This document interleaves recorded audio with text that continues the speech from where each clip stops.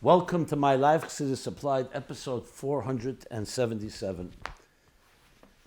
This is a special Israel at War edition, special Nittel edition as well. This program is dedicated in loving memory of Miriam Bas Eliyahu Altes, Allah HaShalom, and Emerita Baruch ben Yomim ben Menucha Lana Altes, Yukusil ben Leah Rochel and Rochel Bas Liba Farkash, dedicated by Pinchas Taders ben Miriam and Sarah Bas Rochel Altes. Being that our brothers and sisters in the Holy Land are under attack and being protected and defended by the glorious Bali Mesiris Nefesh of the Tzahal, Tzva Haganah Yisrael, greatest thing a person can do is to sacrifice their own life for helping and protecting others. So though it's Nittel night, and we know there are different ways we behave, what we do, what we don't do, I didn't feel it appropriate to cancel this program, but rather to do it in honor of our dear brothers and sisters, the men, women, and children in Eretz Yisrael, and for that matter, Yidden everywhere. But, of course, as the Rebbeim say, as brought in Hayem Yem, that during these hours, we don't learn Torah to be Moshiach Chayis, tell stories. I thought that Chassidus Applied can also fulfill that by talking about the war, talking about directives, lessons, in the context of inspiration, empowerment, clarity, in these special times. And I hope I live up to what the Rebbeim expected of us in both offering insights while also making sure that we do not do what the Rebbe Rashab said, that he could not tolerate those that have to dafka in these 8 hours be learning Torah, which is a big statement because in a time like this, you think the best thing is to be learning Torah. And yet, we should not think that this means that we do, God forbid, something that's not Al Pi Torah. That guf is Al Pi Torah. In a powerful sikha that the Rebbe spoke, Tov Nun, Pasha Vayeshev, spoke about Nittel, and said that night was the custom in Chabad and Lubavitch. They would play chess. And the story goes that once they were playing chess, the Rebbe Rashab would stand on the side and show lessons that you learn from the chess game. Now we have a picture of the Rebbe and the Frierdiker Rebbe playing chess. Everyone always thought it was Nittel night. It was not Nittel night. It was the Frierdiker Rebbe was in a sanitarium for health purposes. And the doctors had said that he shouldn't be concentrating and learning, do something more lightly. For him, light was playing chess. So he played with the Rebbe chess. And I had actually the schus to prepare a sikha that the Rebbe had given in Tafshin Ches, before the Nesiyas, before the Rebbe's leadership. The Rebbe spoke about the game of chess because Roshevsky was a chess master, a grandmaster, was Adef Habrengen, and the Rebbe often in those years, before the Nesiyas, the Rebbe, Shabbos Mevorchim, would often speak about a person who was at the table, the work they were doing, and learn lessons. Since he was a chess master, the Rebbe learned lessons from chess and told the story about the Rebbe Rashab. And the Rebbe in turn spoke about chess. So then, when they were preparing the book Yimei Bereshis, it's a book about the early years of the Rebbe's leadership and the years and this period prior to that. So it was an opportunity to give that sikh to the Rebbe for editing from Tavshin Ches, 1948, and the Rebbe edited it. So we have a sikh actually edited by the Rebbe. I recreated it from the memory of different people who were there. Beautiful sikh, learning lessons from chess. In that sikh Vayeshev Tavshin Nun, the Rebbe says, so therefore, since we don't learn Torah directly, but this is a time to contemplate, and the tziyur of the Rebbe Rashab standing as they were playing chess. that you could do nittel. Rebbe brings there also, there was a custom by some yeshiva bachrim who had, in their clothing, they had to patch up different holes that they would, the night of nittel, they would use that as an opportunity to sew any patches that needed on their clothing. The point that Rebbe makes there is that even though you don't directly learn Torah, that doesn't mean you don't do anything. It means that whatever you're not doing, that itself is an opportunity to fill with something a Kedusha. Reminds me of the story we know when the Frierdiker Rebbe was arrested, Tafresh Pei Zayin. So they asked him, his tormentors, his captors, they asked him, do you know where you are? Because he was refusing to cooperate. So they said, do you know where you are? I wanted to intimidate him, show him where he is and frighten him. So he says, I know where I am. Yeah, I am in a place that's potter of a mezuzah. A stable, a horse stable is potter for a mezuzah, just like a bathroom is. So the Rebbe explains that by saying that, he was being mamshich, Torah and Kedusha in a place that's potter of a mezuzah, because that itself is halacha. So there are things where you have to have a mezuzah. The fact that he said this is a place that's potter mezuzah, so he's bringing godly will that there shouldn't be a mezuzah. That itself is a Torah concept. So there are times where you learn Kedusha through Torah, through geulah, through giluyim, and sometimes through heder, which is actually the meaning of Nittel, as the Rebbe explains in that Vayeshev Sicha. That by refraining from something, that itself, you're drawing down even higher energy. In Lekutei Torah, Pekudei, he says that a negative mitzvah, mitzvos leisa, said by not doing it, by refraining, you draw down even a higher power. And that's how we transform an evening like this. Of course, the lesson to us regarding the war is very obvious. War itself is also a time of heder. Not a peaceful time. Absence of peace, absence of calm. So you could just see it as a negative thing, or you could see it as a catalyst to bring out even deeper strengths within us. Like the Rebbe said, the story of the Rebbe when he had the heart attack, 1977, Shmini Atzeres, Tov Shin, Lamed Ches. Interesting, Shmini Atzeres this year. So the Rebbe then said, one of the things that he spoke about with the doctors, he asked them, where is the power come from when you draw blood from someone? They were drawing blood from the Rebbe with a needle. Is it the needle or is it the vacuum inside the needle? And they said it's the vacuum. And the Rebbe learned from that lesson as well. That is the vacuum, the empty space, that draws something more powerful than even any object, any identifiable power. As a matter of fact, that Farbrengen that year, there was always a Farbrengen before Hakofis. That year the Rebbe did not Farbrengen because of the situation. He would speak the next night after Yontif from his room. And then Zois Chanukah was like a Sud de Seidah, filling in for the last day of that Farbrengen. The Rebbe said to fill that which we didn't do. He washed on Zois Chanukah, gave out Kosher Bracha as he would do Simchas Torah. So the Rebbe gave over through the secretary, Rabbi Groner. So there was a Farbrengen downstairs in 770, and the Rebbe's chair was there, but it was empty. So the Rebbe gave over. The story, she used the example with a needle. When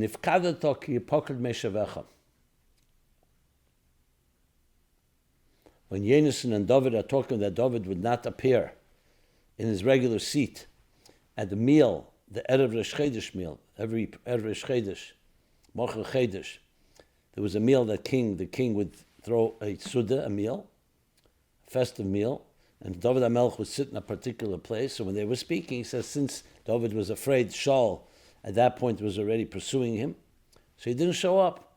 So Yenison says, when David and Yenison are speaking, you will be remembered because your seat is empty. So when a person sits in their seat, sometimes we don't even notice because it's usual. But the empty seat, the vacuum, the nittel, that which refraining from, that will remind, that reminds. So it's interesting, the absence of something can remind you of it much more than when it's there. So when we're in our comfort zones, we're in our comfort zones. But there are times when we're out of our comfort zone, it generates more energy than when we are in a comfortable place. So we have to fight battles, not that we want them and not that we ask for it, but it also has a tendency, it has the power to evoke and draw out even more strength than in regular times. Like an olive doesn't produce its oil until you press it. So these are some lessons we can learn from Nittel regarding our times.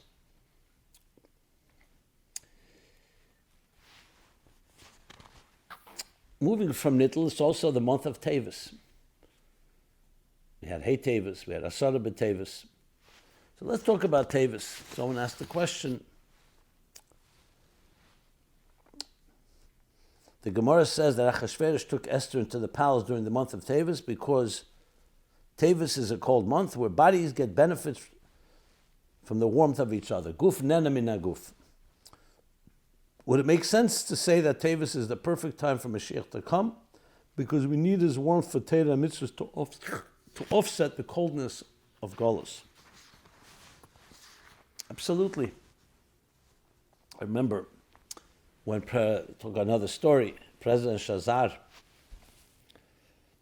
so several times he came to see the Rebbe. He came to see the Rebbe many times before he was president, afterwards. But there were a few times that he was president. I think 3 times that he came. One was Purim time. He came in Tafshil Chavov, I think it was 1966. It was a freezing, freezing day in New York, freezing evening. And you could hear it on tape. You hear him speaking in this beautiful Yiddish. And he says, Afilu bei uns, in die kaltste Erde, kommt es nicht zu der Kaltkeit. Verfrorenkeit, that the coldest, in our coldest regions, we don't come to this freezing cold as it is now here in the city. And the Rebbe responded, yeah. And that's why the Fashik Meharop and Neshama Lamata, that's what we send in the Neshama below. So the environment, in order to warm up. And he acknowledges it. So yes, just like we talked about Nittel, it is sometimes the opposite that brings out the greatest power that we have. When it's cold, you can say it's cold, and that's that. Or you can warm up the environment. That's what cold is supposed to bring out. So that's exactly the guf nana min haguf of Teves, cold month, the months of the cold months in this region, in this atmosphere. The environment, to warm up. So whenever there's coldness, physical coldness, emotional coldness, psychological, spiritual, that's our role, that's our mission. It's environment. Which also is a lesson in general in life that any challenge that comes our way, we have a response. And if it's darker or colder, that compels us to bring out even more warmth from within Ner Hashem Nishmas Adam. Yeah.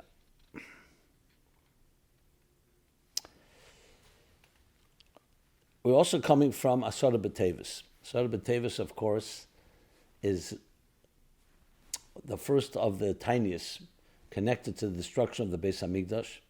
So the first thing Nebuchadnezzar in the first temple did was that he besieged Jerusalem. He lay siege around the whole wall. Later, he would actually breach the wall. That would be on the 17th of Tammuz. And 3 weeks later, he'd get to the Beis Hamikdash and burn the Beis Hamikdash, Rachmana litzlan. But it all began with the besieging. If there was no siege, Vatotzer, there was no Motzer, Vatotzer Melech Bavel, or V'samach Melech Bavel, there was no siege, there would obviously be no breach. That's why Asara B'Teves, the Rebbe explains, has a certain intensity to it that's even more than the other fast days. Because the beginning of the, I don't say the end, but the beginning of the problems. You want to nip it in the bud. Well, the same thing you can say when there's a time of war. It all begins that if you don't prevent things in the beginning, when the walls are being surrounded, much later to do things once they have been surrounded, once they've been besieged. Very much you can say the same thing with the walls around Gaza. Once you did not protect it properly, it's not about pointing fingers, just about looking at the parallels. But now comes the job to correct things. So Asar Teves teaches us many, many lessons about how we have to repair that which was breached or before that besieged. As the Rebbe explains, with samach mevel bovel, the word samach also can mean positive, to support. So just like something is weak, what do you do to counter weakness? Again, the negative brings out even more from the positive. We create more support. Semach neflim, support the fallen down ones, the downfall, in order to lift up even higher those that are weak. So it's not just enough to go back to square one, you have to completely transform the negative into the positive. So in that context and spirit, somebody writes, hello, Rabbi Jacobson. Hello, Rabbi Jacobson. Here it is. Did the Rebbe once say that the third Beis Hamikdash will be made of iron, even though the first two were not allowed to be made of iron? Barzel. Perhaps it can give an intuition into the name of the Hamas versus Israel war called Iron Swords, and that this war is really a last stand by the forces of evil to attempt to stop the holiness of the third Beis Hamikdash from filling the world with godliness. So indeed, in a very interesting Sikha, Asar B'Teves, 10th of Teves, and Shabbos Vayechi, Tafshin Nun Beis, we'll look in volume 1 of Sefer HaSichos Tafshin Nun Beis, page approximately 234, 235, 236, where he talks about this. So it's interesting, iron sword, yeah. He talks about that barzel is taka thing. You don't bring barzel as the din is, and halacha brings it from medrash, because a sword was made of it. A sword ends life, and the Beis Hamikdash was meant to extend life. But then there's the transformation of barzel to klipa, iron, from the negative to turn into iron of gedusha, like barzel, Rosh Teves, bila rochel zilpa leah, as he explains there, and connects it to Asar B'Teves. So there's that element of transformation of the negative into the positive. So that's the way we can understand that. That may the swords be indeed turned into plowshares, as the Novi says.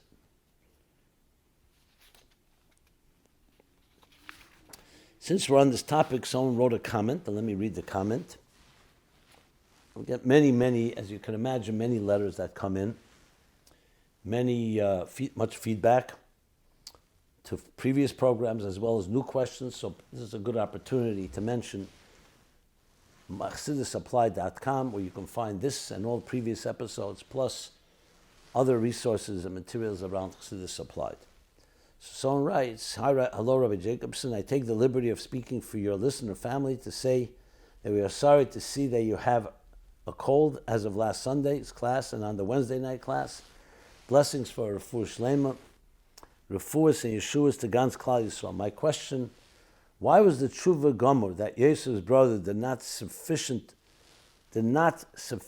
to spare the 10 martyrs from their haunting fate? Thank you for telling us what the Rebbe says on this with appreciation of your mission to teach us about ours, a grateful student. So this takes us back to the last week's parsha. Again, I'm trying to not talk about the learning part of it, but more the lessons that we learn, the inspirations that we learn. Because at the end of the day, as we discussed then, though Yeshu's brothers had a good reason, as the Shalah explains, for what they did, but they were wrong at the end of the day. They were wrong for selling Yosef into slavery. Hashem wanted him to be the leader. That Talmud Mevil de Talmud Gol Shemevil de Maise. And as the king then, who was of course doing it out of pure hatred, but he justified it by saying, what does it say in the Torah? He asked the 10 martyrs. It says, if you kidnap someone, what do you do? Chayiv misa. And with that was his excuse to barbarically kill the 10 martyrs. So, and then when the Malachim, when Moshe said, Zu Teres v'zu schara, this is Teres, this is reward, Hashem said, Shtei kachol b'machshava. That was Hashem's gzeira. It was a gzeira. So on one hand, you see Shtei. He didn't say it was the 10 brothers. So you see, it's not so simple. But to say that it was not at all justifiable, because it says there clearly that they've sent up the Rabbi Shmuel Kohen Gadol, who went up to Lamaila, and he asked the Ish Levush Abadim, and he said, yeah, Gzeira. It's a Gzeira that you should accept. So on one hand, it's a Gzeira that's Shtei Kachol Machshava, but there is some connection. So how do you explain that? So the explanation is very much connected again to Nittel and all these negative things, and that is what the Gemara says, that when that there are people who died not because of sins, but because Itya Shel Nachash, the plot, the conspiracy of the serpent. In other words, the Chet Eitz introduced a toxin in this world that brought death, as the Torah says. This doesn't mean that every person's direct sin did it. So the world was changed after that. So the brothers of Yosef, the fact that they could do something like that was because of a world that's not yet aligned with pure godliness. So the Melech, the Roman Empire, he and his rishus and his achzarius, his sadism and his hatred, he did what he did. But there was subtly some room. As soon as there's room somewhere by Yidden, some form of pirut, something they did wrong, even if it's not something you could say totally responsible, did they actually responsible chayiv misa? You know, the question is, according to the Shalah, they felt that Yosef was chayiv misa because of Merida b'malchus, because he was mutinying, he was rebelling against the king, Yehuda. Would you say the same thing that they're chayiv misa? The king said it, and the Rebbe said exile. So the exile is, in general, we have a world not aligned, and therefore it's possible that martyrs, such great people like Rabbi Akiva and Rabbi Shmuel and all of the great martyrs, should be killed in such a fashion. Not necessarily because they did because the Shvatim did such a terrible crime, but it was still a crime. I don't want to minimize it, and I don't want to maximize it. So I think we have to look at things in that context.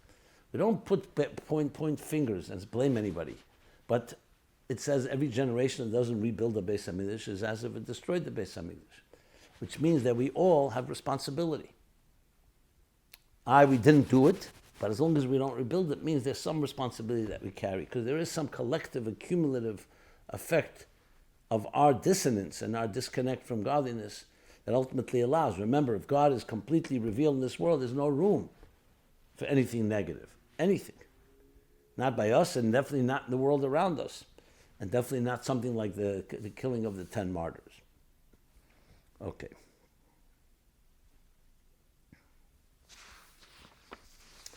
So, continuing on this spirit, let's talk a bit, some lessons that we learn from the story of Yaakov. As I said, I'm focusing on the stories. What we can learn from this week's Torah portion about the war today. So here again, talking about geulah Moshiach, which we're all hoping for. What did Yaakov mean when he said a seemingly shocking statement that the best years of his life were in Mitzrayim, which was a corrupt country of idol worship? So this is already a question that was asked, a story that told by Tzemach Tzedek with Alter Rebbe. He asked him that question. It says these last 17 years, Gematria Teves, the Baal HaTurim says, was Dafke Mitzrayim. So this takes us back to the same theme.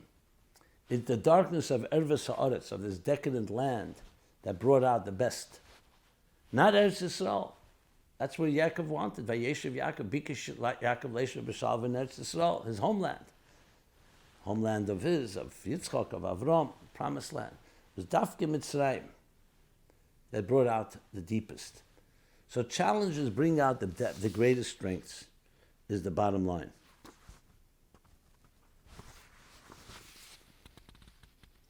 What are some things we did correctly during galus Mitzrayim that helped inspire Hashem to bring us into geulah, that we should repeat now as we transition from galus to the final geulah? So we know later we're going to learn in next week's parsha, Kasher Yanu Esam Ken Yirbe V'Chen Yifritz. Same idea, the more they were afflicted and oppressed, the more they thrived and they flourished.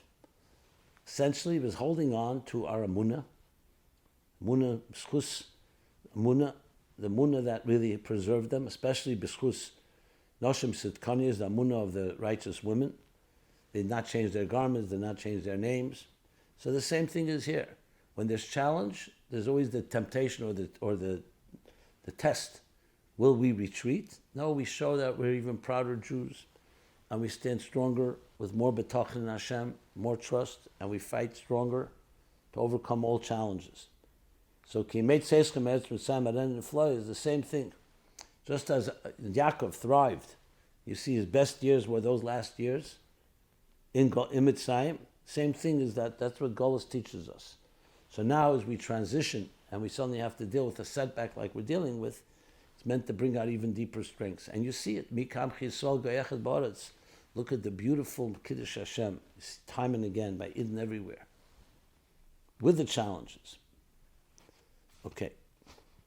And we're also told that Yaakov, Bikish Yaakov Legalis Saket, just like Bikish Yaakov Leisha B'Shalva, he also wanted to reveal to them the ketz, when Moshiach would come. To make things easier, they should know that Moshiach is about to come, Moshiach will be here soon. But then it says, the Shechina did not allow, was blocked from Yaakov. So the question is, why was Yaakov not able to reveal to his children the exact time Moshiach would come? After he first promised them, he would tell them. If he thought ultimately that it was a bad idea to tell them, why did he first gather them together and say he was going to tell them? So here again, there are sikhs from the Rebbe on the topic, but let's take it more into the personal lesson, not so much the learning of it. And the bottom line is that Anyaman and Yaakov wanted to make it easier for them. The Rebbe once said in the Sikha, back in Tov Shem Aleph, imagine Yaakov did tell them. And we know then they had hoped Moshiach would come right away, but the fact is that Moshiach is still not here. So imagine telling them, Tov Shem Aleph, in thousands of years now Moshiach will come. So what kind of, how that exactly is going to comfort them? But there's a different point here. The point is, he wanted them to understand there's a light at the end of the tunnel. And he wanted to tell them where that light is. And Yaakov hoped, this is how the Rebbe explains it, that through their actions they would speed it up. It wouldn't be Tov Shem Aleph. They would speed it up because they want it to happen as soon as possible. But the Eibishter wanted the Aveda B'Koyach Hatzmei, wanted people to come to it on their own. Not because, okay, here's the deadline, so that to completely come from ourselves. It's a tremendous lesson in what we're discussing here, the theme this evening, in this program, that how Heder, Nittel, how the lack of something brings out the deeper strength. When you have it and you're comfortable with it, it's not necessarily going to be completely from you. It could be because it's such a nice thing. But when you really feel desperate and it's coming from you, it's a whole different experience. And that's what the Eibishter wanted. Hishayne Rabba Memdala, Tavshim Memdala, the Rebbe said similar. That the galus is completely Epech HaSeichel. That each should be in galus for so long. And the Rebbe said, the only way you can explain it, he said it among, you could barely hear the Rebbe speaking because he was crying so uncontrollably. The only way, because the Eibishter wants Mizol Shrei Mitanemes, Mizol Veina Mitanemes. If there's somewhere, some hope, something to explain it with, you won't cry with the truth because you find this explanation. So Yaakov wanted them to come completely to it from their own. In many ways, this is post Gimel Tammuz. That the Rebbe himself, who was yelling and screaming and demanding it, is not physically doing so. So yes, we could see it in all the sikhs, but there's something that has to come, and that can only be when there's a total concealment. So setbacks, though we don't want them, have that ability to compel us to really cry with an emes.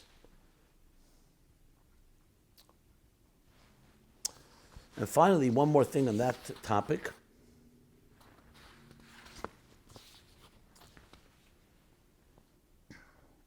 Why are Menashe and Efraim considered part of the 12 tribes? And if so, why?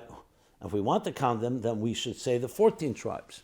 Why are there 14 tribes? So the brief explanation is, the 12 tribes, Yud Bei Shiftei Yud Kei, the 12 tribes, are the 12 different paths along the entire spectrum. That's why the parting of the sea split into 12 paths. Each one has their Seder Aveda. Yosef is the one that represents his family. He was zeicher that his own so-called path would break into 2 paths. So it's not 3 paths, Yosef, Menashe, and Efraim, it's Yosef. Yosef means Hesofa, to add. What was unique about Yosef? Yosef was the only one that had to end up in Mitzrayim.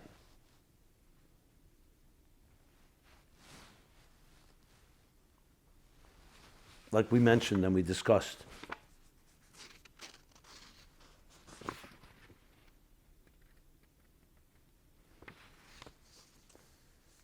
Meant he had to go into that dark place, and we see the same story, like with Yaakov. He only thrived from that. He did not forget where he came from. So this Yosef, that added Hesofa to him.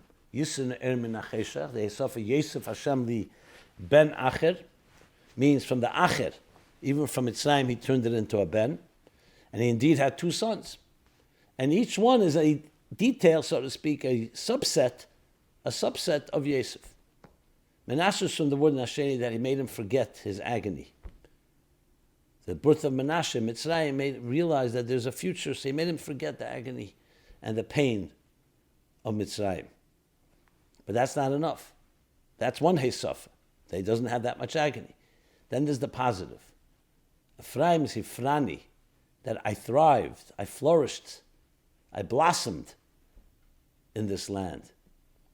Not just that I did not suffer so much, but I blossomed. So these are 2 paths within the Hesofa of Yosef itself. So you have this breakdown into 2, but it doesn't turn it into 14. There's not Yosef of Menashe Efraim, there's Yosef, and Yosef has 2 subsets, Efraim, Menashe and Efraim.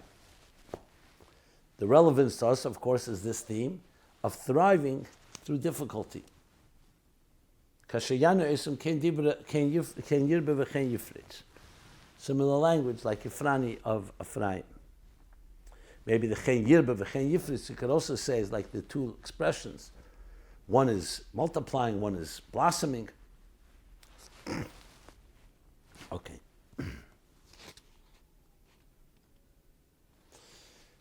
Another timely matter is over the years, the Rebbe emphasized the days after Sarah Teves, that it's now 30 days before Yud Shevat.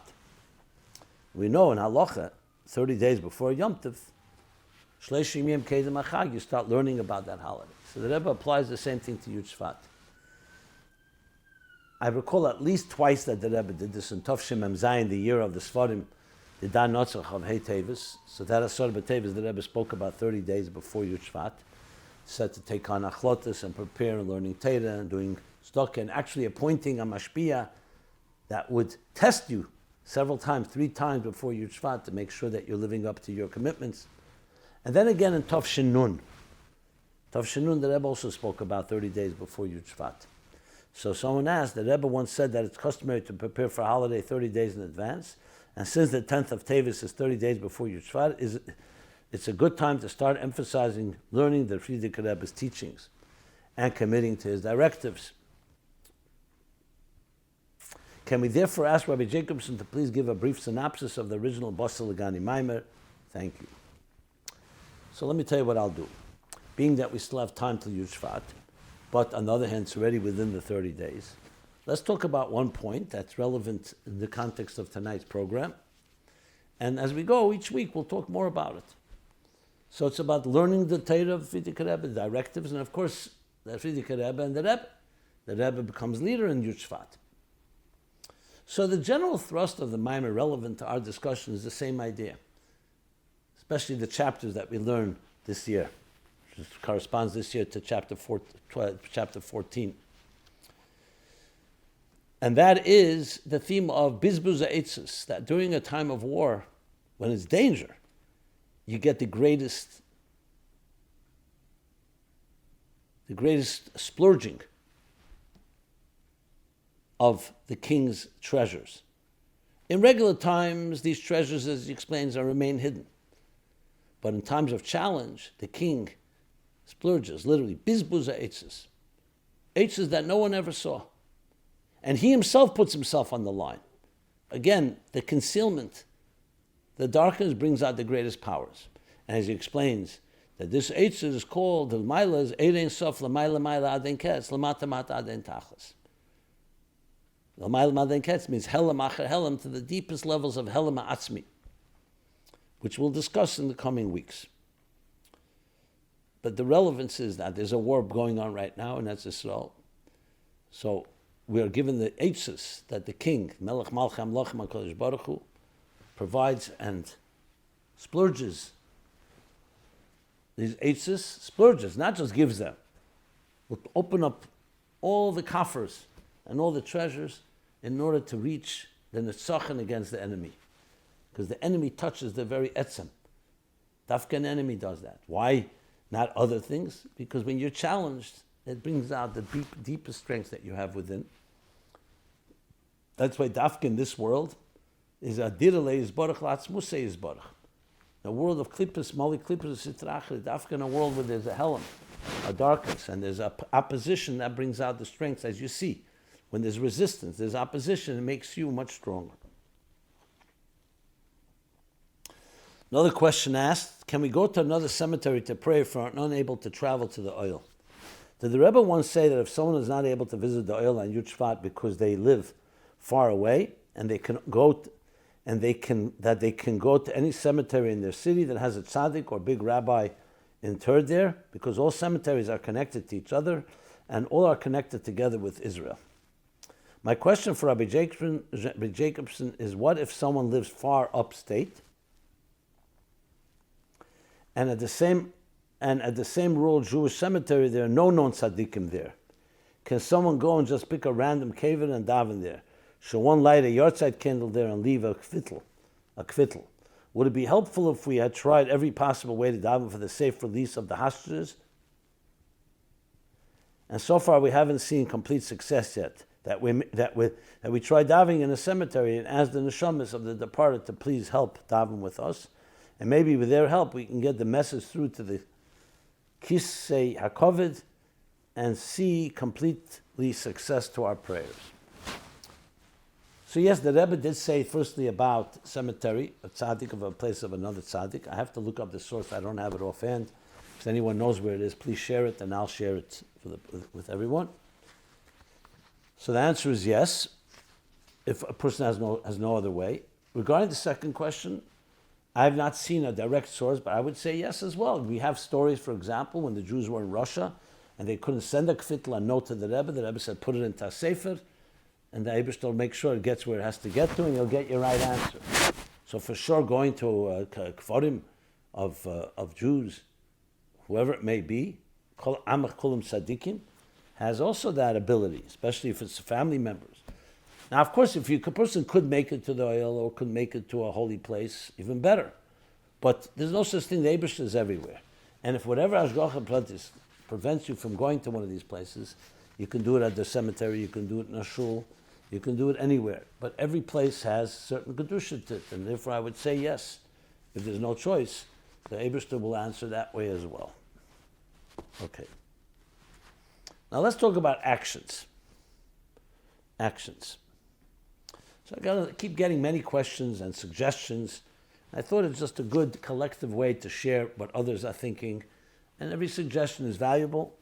So keep them coming, and I'll just share some of those that I see here, and then we will continue on. So let's talk about some actions. What is Chassidus, and how does it give us the ammunition and fortitude to endure and to be victorious during a time of war? Well, we're coming from Yud Kislev right before Chanukah. Chanukah also is Shemen, Pnimis HaTeirah. What is Chassidus? Chassidus is the revelation of the neshama, of Teirah, the neshama within each person. So there's no question, the more you connect the soul, number one, you gain greater resources. Number two, you gain deeper strength and hope, because you're connecting with Sugibun, Eben, Fatman, you're tied above, you don't fall below. It creates the morale and the spirit that is like spiritual ammunition and fortitude to endure anything. Leibach kayach v'leibach chayel. Ki im beruchi Hashem. The real war is not b'keich v'chayil. It's not with power, brute power, fire power, and with armies and weapons. It's beruchi, it's God's spirit. We need both in time of war. But the spirit, and that's what Chassidus is. You go further, the Rebbe Rashab said, the Rebbe Rashab, who would give eitzes about chess and Nittel night, Kol ha'yetzel Muhammad's Beis David. He talks about the students in the yeshiva as being warriors. The Butz Melchama, Beis David, it's a Ruchnizdika war. So the idea of Chassidus is all about bringing the spiritual war, and ammunition against assimilation, against darkness, against confusion, and arouse and awaken the passion in Aid, in the neshama of Aid, in doing everything he has to do to win this war. And ultimately it's a war against Charfi Ikvus Moshiach, to bring Moshiach. Chamas Beis David. That's the brief answer. Did the Rebbe ever tell us what is the best way to stop terrorism? Absolutely. Well, number one, remember, Pekuach Nefesh, to stop with terrorism is Poshet. What you have to do, B'derech HaTeva, is to protect yourself and, more importantly, eradicate any enemy, to not allow the terrorism in the first place. And the Rebbe's approach was always through strength. You have to do what you have to do when you're dealing with an enemy, Siman Shin Chavtes, enemies that are calling for your death. Even if they come to you to talk about business, about neutral things, they're enemies. That's number one. Then there's the Ruchnizdika part. If it's a tefillin, if it's a mezuzah, tzedakah, Torah in general, especially with children, chinuch, v'pi'elin v'yem ki yisad te'ez l'hash b'sev misakim, utz eitzav v'sufer, d'abradova l'yokum. So through Torah, by embracing Torah and mitzvos, that's the way you fight terrorism. In addition to the battles that have to be fought. And if the terrorist is driven by passion and demonic hatred, our kedusha, the kedusha, has to be also with passion and with very powerful angelic love. That's even more powerful than their passion going to l'umazeh, to the opposite.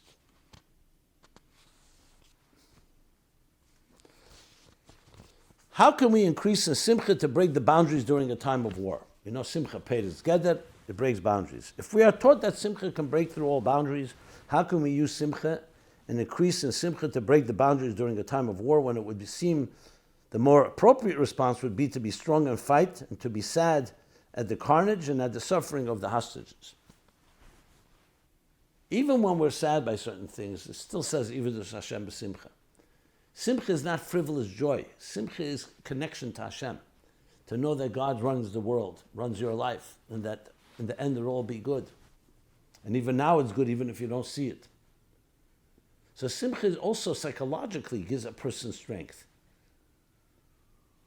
The Rebbe brings often the custom, the Frierdiker Rebbe would cite, that when they would go out to battle certain military, they sing a song of victory even before they began the first fight. Why?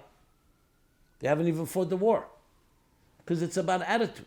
You see that's lahavdil in sports, in wars and so on. You see how the captain of the ship, the captain, the coach, the head coach, spurs everyone on with a pep talk. And they yell and they scream because it builds confidence to know you will win. Simcha, like the Alter Rebbe says in chapter 26 in Tanya, two people are wrestling. He uses the example of wrestling. And even if one is stronger, but he feels down, he's depressed, that alone is going to make him lose. So simcha actually gives you confidence. And that's why it's so critical to have it and infuse even wars, though there are sadness over some of the losses, obviously. But deep down, you're fighting for something, not against something. And that's what brings the simcha. Another question. Can we trick people into doing mitzvos? And here's the background of this question. Hamas is cheating and not playing fair by committing war crimes, by not wearing army uniforms and using civilian human shields. Cheating is a mild word, but yes, I understand the point. Since we are fighting a simultaneous spiritual war, by increasing in as many mitzvahs as possible, can we even the playing field and also cheat and commit spiritual war crimes by tricking people into doing a mitzvah they didn't plan to do. Interesting parallel. Maybe, for example, if we have a coworker that eats non-kosher, and we can sneak into the fridge and steal their sandwich and replace it with an identical kosher sandwich. Or we can open the tzach list and call random phone numbers, and when someone answers, we just start reading from the daily chitas to force them to hear a few extra words of Torah. Or would Hashem think it's a bad idea and it's better if we take the high road and play by the rules? Okay, I get the sentiment. You have the story with Brot Nayem, the 7 lessons we learn from a ganef, from a thief. So we could learn even from Mamish, from the Umazeh. I want to be careful with making the parables because we're dealing here with savages that have done such brutality. It's like you don't want to really learn from them, if you know what I mean. But in the general concept, the idea of taking from Shtuz de Umazeh, that goes in the worst possible way, like the Nazi hatred, and saying, you know what, we must love Jews and search them down with even more power and passion than they search them down with hatred. If you take it that way, yeah. But the question about fooling someone, doing a mitzvah, or you say fooling, you're saying tricking, or, it brings to mind the idea of Lo Signev in Kedusha, with Alter Rebbe would change the clock, the story, so you can learn more time with Rav Avram HaMalach. And he says, Mayim Gnuvim Yitoku, those moments were the most precious, because stolen waters are sweeter. He would turn the clock. They would learn, let's say, half hour nigla. So when it came to Chassidus, Primus Ater, he would turn the clock to have more than a half hour. So you have the concept of Geneva and Kedusha, where you're stealing something in a Kedusha dik way. But you have to be careful because you don't want to deceive people. It's much easier, much healthier to inspire someone to want to eat kosher, especially nowadays when Jews are more united, to be more Jewish than to fool it and fake it. So I wouldn't like that approach. I understand the sentiment and the lesson, but I wouldn't apply it because it's much better to inspire. And as a matter of fact, people are very responsive. It's a big wake-up call, and people will be responsive. So I would say you'll get better results if you just talk directly instead of doing it in a roundabout, false way. In addition, it just resonates more than using their methods of hiding behind civilians and so on that you cited. Okay, but it's an interesting discussion. It's good for Nittel night, a good, interesting Chassidus hergish. Okay. Next. Should we boycott buying goods and services from companies and institutions that give support both financially and otherwise to our enemies, the Hamas terrorists?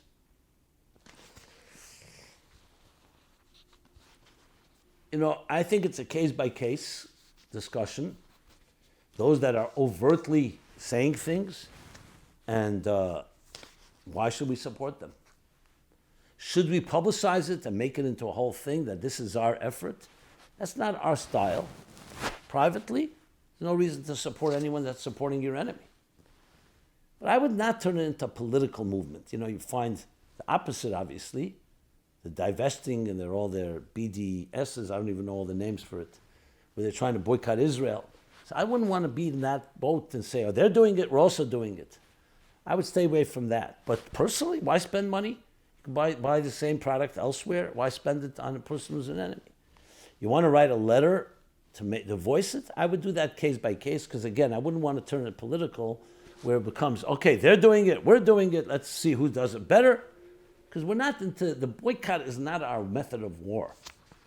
But again, in certain sensible situations, where why support an enemy? Especially someone that's voicing it and showing support for enemies and so on. So I see, I'm not backtracking. I'm just saying to be done in a more in a more covert, the more unofficial manner for the obvious reasons. Okay, a few more questions in this actions department. Should Israel do whatever it takes to eradicate Hamas, even if it puts Israeli soldiers at risk, or should they end the war now? Can we make do destroying much of Hamas's infrastructure and end the war now, knowing it will be much harder for them to do a new attack? Or should we keep fighting until they are completely destroyed, but by doing so, we'll be asking our Israeli soldiers to risk their lives? I am not a military strategist, and we know that in these cases you want the military people to weigh in, not for political reasons and not politically, as the Rebbe made very clear, just like you want a doctor's opinion. So I would defer to them, because they know exactly what that means, what means eradicating, what means, if, I know it's easy to just say destroy them all and save and because it'll save lives in the long term, but maybe destroy all is a very big word. All could mean almost all. And can you really destroy all? There's always going to be someone, and there'll be new people coming in. On the other hand, we know from the Rebbe was very much about going all the way to cut off the head of the serpent. During the Yom Kippur War, he said, go into Damascus and into Cairo, not to stay there, just to show the enemy that you are gone straight into their capital. There's a power to that. It weakens the enemy. It shows them who wins, who loses, and who dictates terms. So in that sense, absolutely. And even if you save some soldiers now, if you don't really eradicate it, you end up going to pay the price. Look what happened here. Had they not done things they should have done, much heavier prices are being paid now.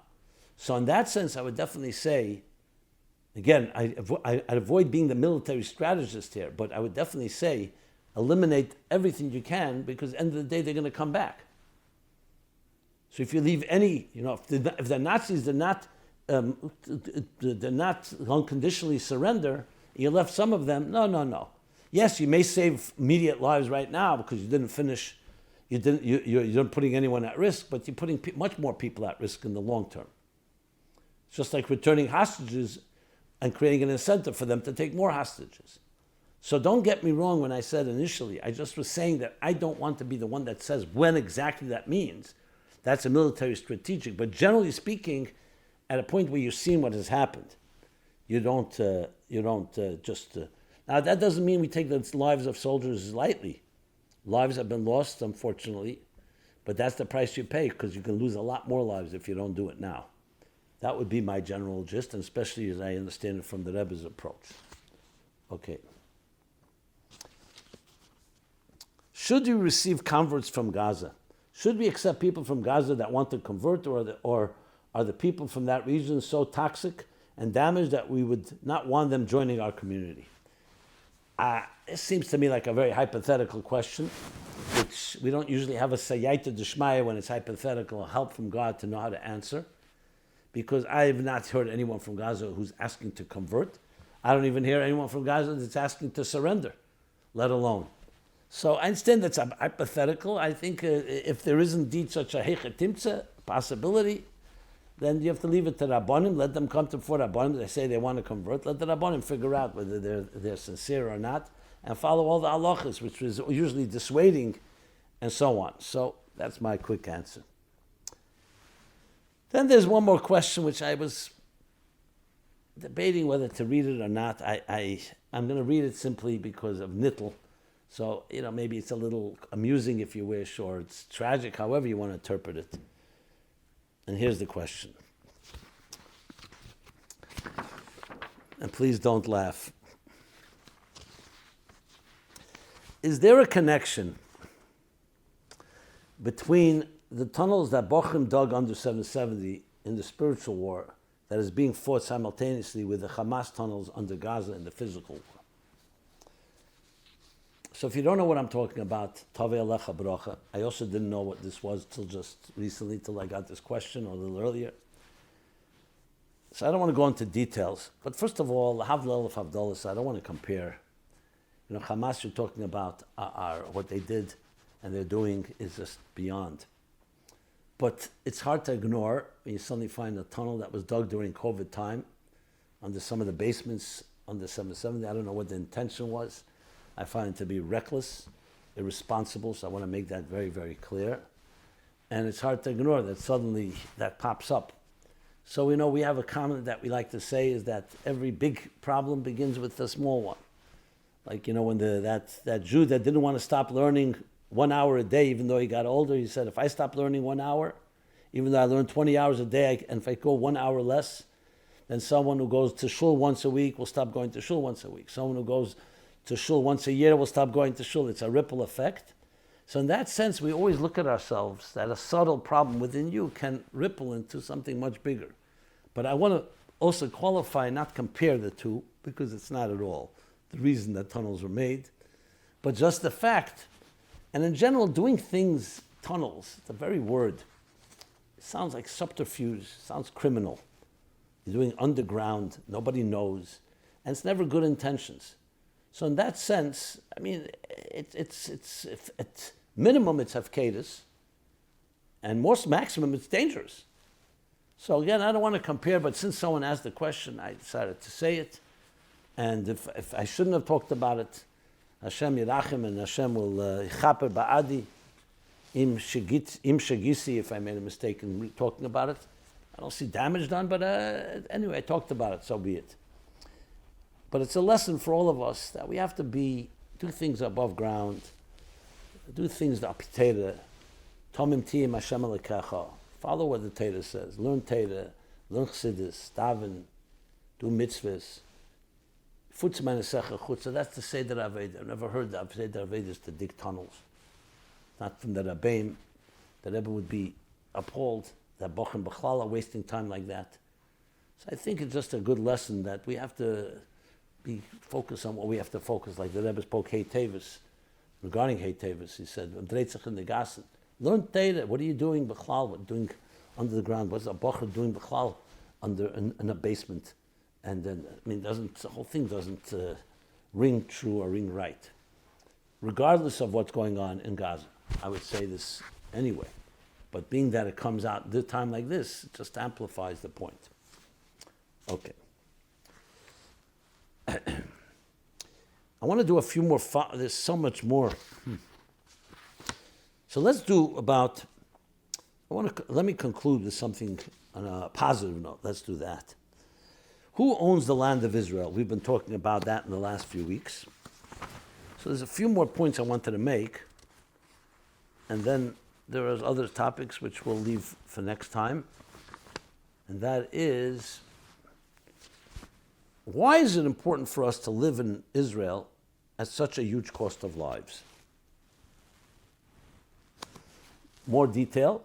Why is it important for us to maintain a presence in Israel and have our own country and government at such a huge cost of lives after so many attacks against us? Why don't we all move out and give the land back to the Arabs, and we can buy a big piece of land for cheap in Uganda and live there until Moshiach comes and tells us it's safe to return to Israel? Well, I hope the question is more of a rhetorical one. You just want to hear what I have to say, and not a real sincere question, because to me it would be extremely disturbing if a person asks this question, a person who davens every day, 3 times a day, facing east to Eretz Yisrael. And in the tefillas, how many times do we mention Eretz Yisrael? In the promised land. We're not in Eretz Yisrael for comfort reasons. We're not in Eretz Yisrael because it's a nice country.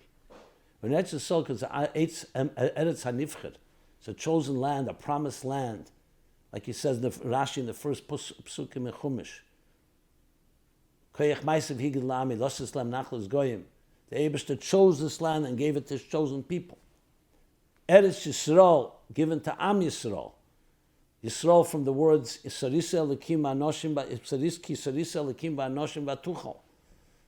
means we've conquered angels, gods, messengers of God, I should say, and Anoshim, and have prevailed, is because it's a land that's saturated with the ability to bring Kedusha to the world.